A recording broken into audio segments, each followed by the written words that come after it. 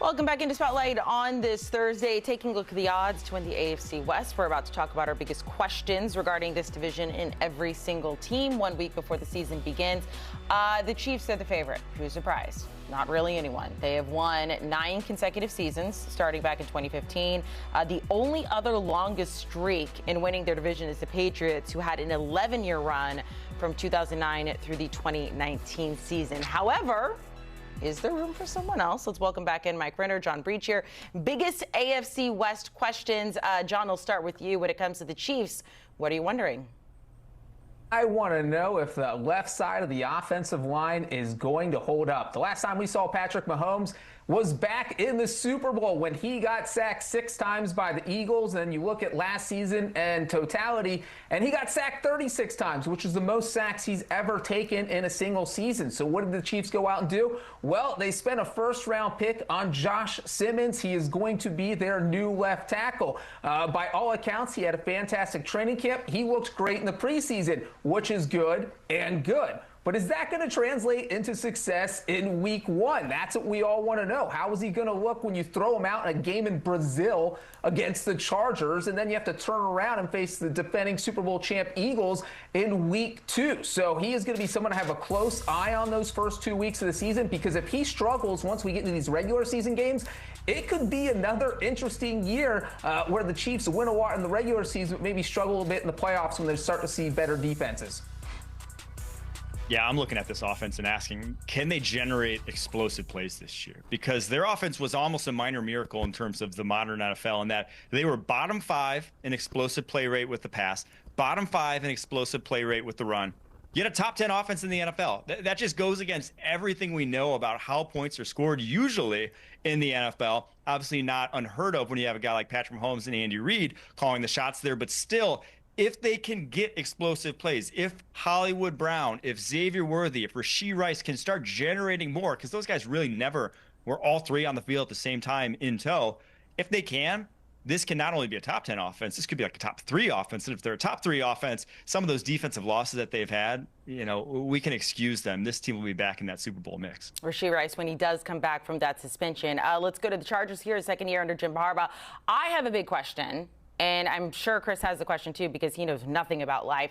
Justin Herbert is apparently dating some pop star I've never heard of before. Yeah, Beers. Who? Her last name's Beers. That's all I know. Who is this person? I don't know.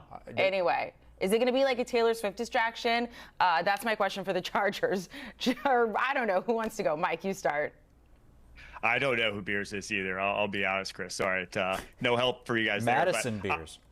Okay, Madison Beers. There you go. Great elite last name. Don't know anything about it. Singer-songwriter, all you need to know.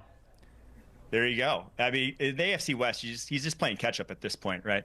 But I'm looking at this defense, not the offense. I think the offense will be basically what we saw last year.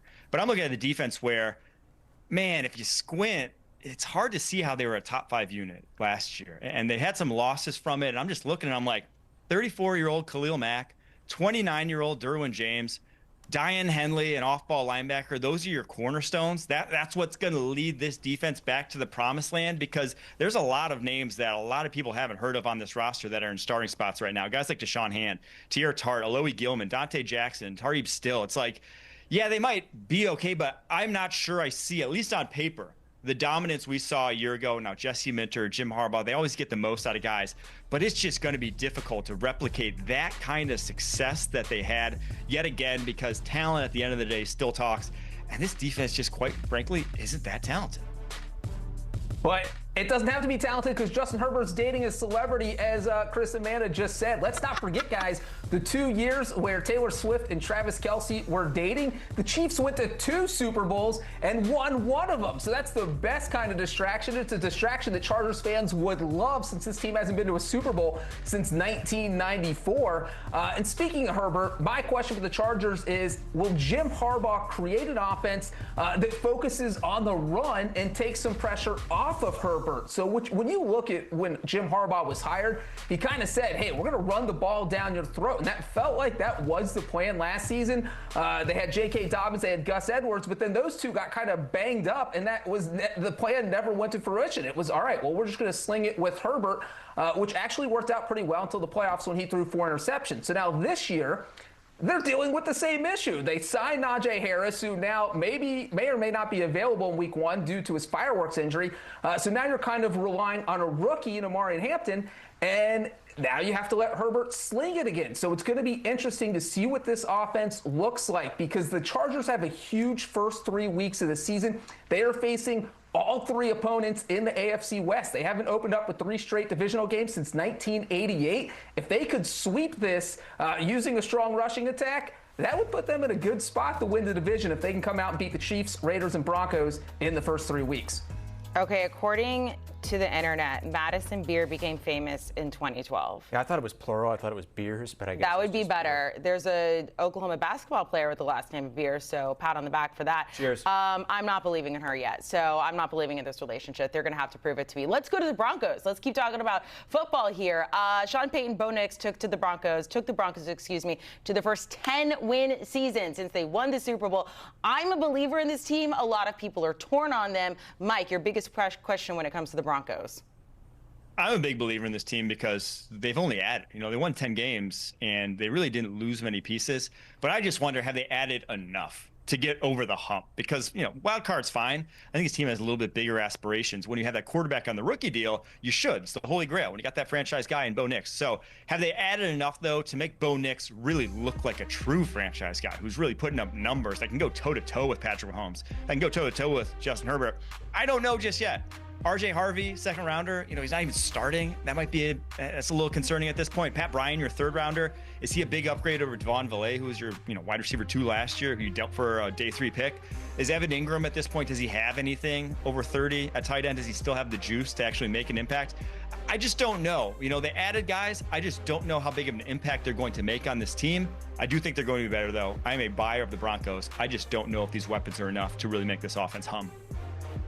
Yeah, I totally agree with Mike there. That's why my question is, how is this offense and Bo Nix going to look with these new offensive weapons that they added? When you look at last season, it was really a miracle that Bo Nix was able to play so well, because he really didn't get much help. You look at the Broncos rushing attack, they didn't have a single player who topped 550 yards. When you look at their tight end room, they didn't have a single tight end who caught more than 20 passes. So Bo Nix was out throwing to himself. And so when you look at who they added, RJ Harvey in the draft, they signed Evan Ingram, who, when he is healthy, is a very good tight end, and obviously added J.K. Dobbins. So Sean Payton saw the holes on his roster and said, all right, we've got to upgrade the running back room. We need a better tight end, a tight end who can actually catch passes. And now we're going to see if that's going to translate into success for this offense. So I don't think things can be any worse. Bo Nix played pretty well last season considering the circumstances, so I think he'll be much better now that the Broncos have added these weapons. All right, final team we're going to talk about here, the Raiders. The one thing we know, this is going to be a very different team than it was in the past couple of years. You now have Pete Carroll, Geno Smith, the new offensive weapons, new members of the front office. Your questions kind of go together. So, John, I'm going to start with you on this one. Amanda, I just want to know what Geno Smith is going to look like in Chip Kelly's offense and kind of what this offense is going to look like overall. We know that Geno Smith is an experienced quarterback. We know that Pete Carroll likes Geno Smith. The wild card, the X factor here, is Chip Kelly. When Chip Kelly has only been asked to be an offensive coordinator, he has looked like a genius. Yes, we can point to his head coaching stints in the NFL and say, all right, well, he struggled there. But when his only duties are as the offensive coordinator, he has done really well. And so when you look at what he likes to do, it's kind of create things off the run. That's why you go out and you draft Ashton Genty and make him a focus of the offense. And if that rushing attack gets going, that takes a lot of pressure off of Geno Smith. And you look what the Raiders have. Brock Bowers, one of the best young tight ends in the game. Jacoby Myers, yes, he wants out or wants a new contract, but after he catches 11 passes in week 1, I'm sure he'll calm down a little bit. But I do think this offense could be surprisingly good with Geno Smith and Chip Kelly. Yeah, we haven't seen him in the NFL in almost a decade. He's been stewing in college on the whiteboard. I just can't wait to see what kind of tricks this guy has up his sleeve, because when he first hit the NFL, you guys all remember, it was insane. I mean, he had LaShawn McCoy lead the league in rushing. He had Nick Foles throw 27 touchdown passes compared to only 2 picks. It was truly changing the game sort of stuff that he did. If he has another trick up his sleeve with the talent they have there in Las Vegas, this is going to be a night and day change for them offensively. All right, guys, we appreciate it. I wish we could talk more about like pop culture and stuff too, but we're gonna have to save that for another time. Mike Renner, John Breech, getting us ready when it comes to the AFC West. Our biggest questions. Taking a look at Week 1 games: Chiefs going up against the Chargers. There, Raiders, Patriots, Titans, Broncos.